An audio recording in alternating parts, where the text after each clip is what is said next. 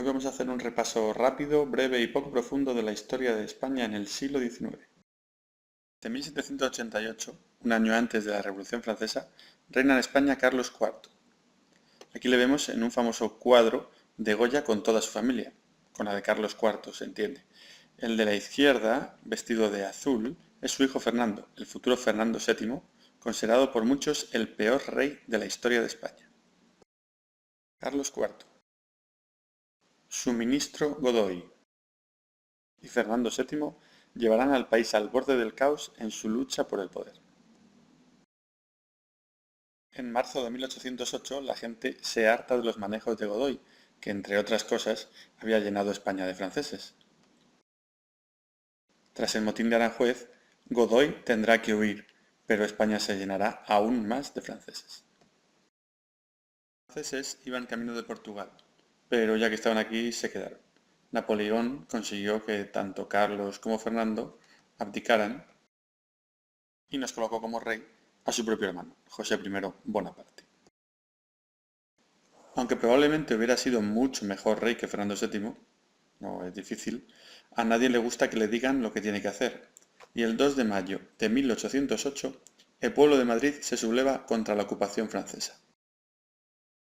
Digo el pueblo porque el ejército seguía obedeciendo la orden de no atacar a los franceses, salvo honrosas excepciones como David o Velarde, que intentaron resistir en el cuartel de Monteleón y murieron en el intento.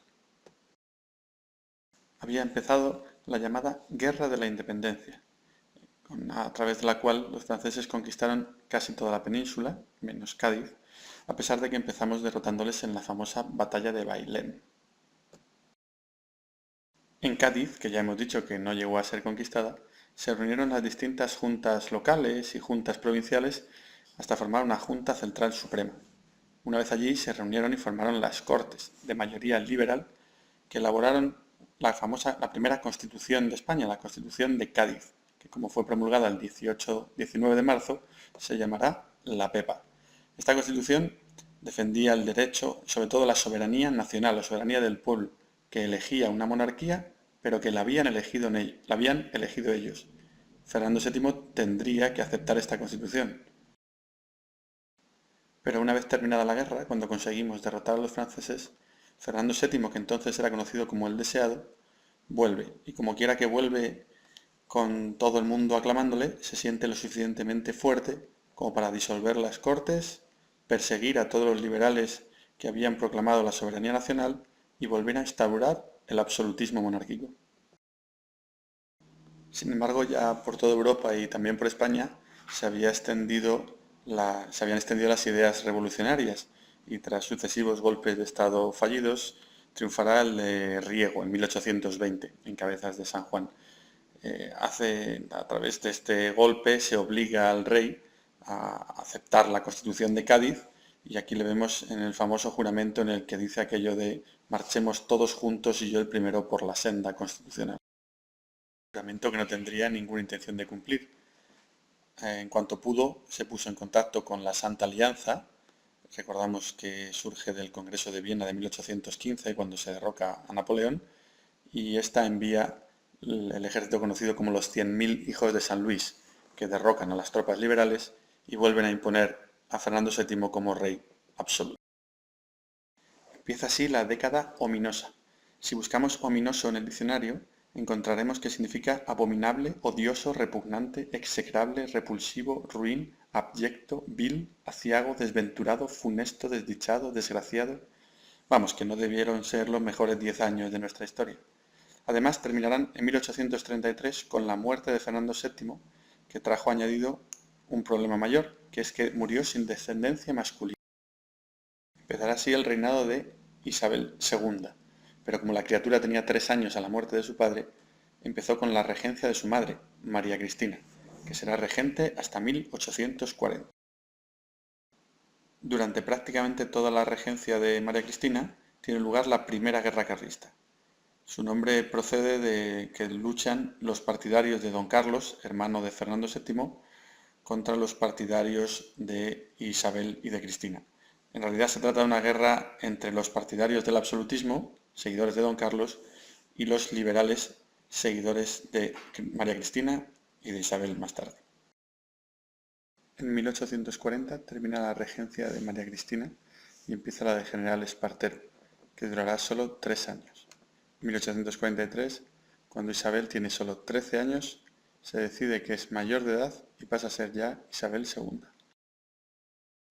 Su reinado durará 25 años, pero los conflictos entre los distintos partidos liberales, el excesivo intervencionismo de la reina en política y las nuevas ideas que están surgiendo por toda Europa, republicanos, demócratas, etc., harán que estalle una revolución. La llamada Revolución Gloriosa, que expulsa de España a los Borbones. Pero no se trata de una revolución republicana, y pronto empieza la búsqueda de un nuevo rey. El general Prim será quien dirija esta búsqueda en un episodio un tanto lamentable de la historia de España.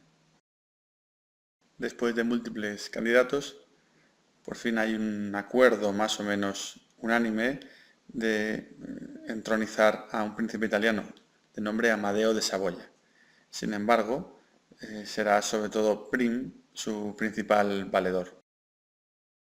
Pero Prim es asesinado 2 días antes de llegar Amadeo a España, que de esta forma se encuentra en una situación muy incómoda, con un pueblo y con unos políticos que no aceptan de buen grado la llegada de un rey extranjero.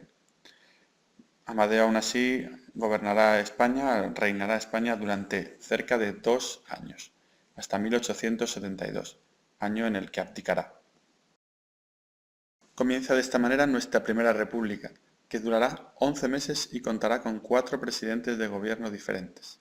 Las tensiones entre republicanos y monárquicos, y dentro de los republicanos entre los unitarios y los federalistas, harán que el país sea prácticamente ingobernable.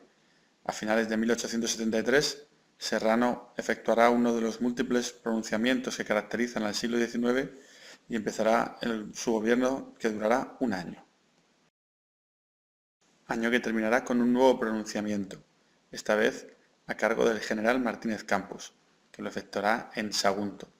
Con ese pronunciamiento comenzará la restauración borbónica.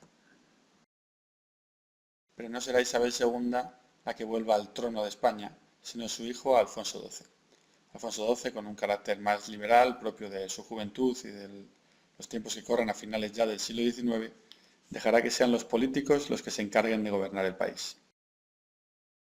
Los políticos que gobernarán España en estos años de la restauración serán sobre todo 2, Cánovas y Sagasta.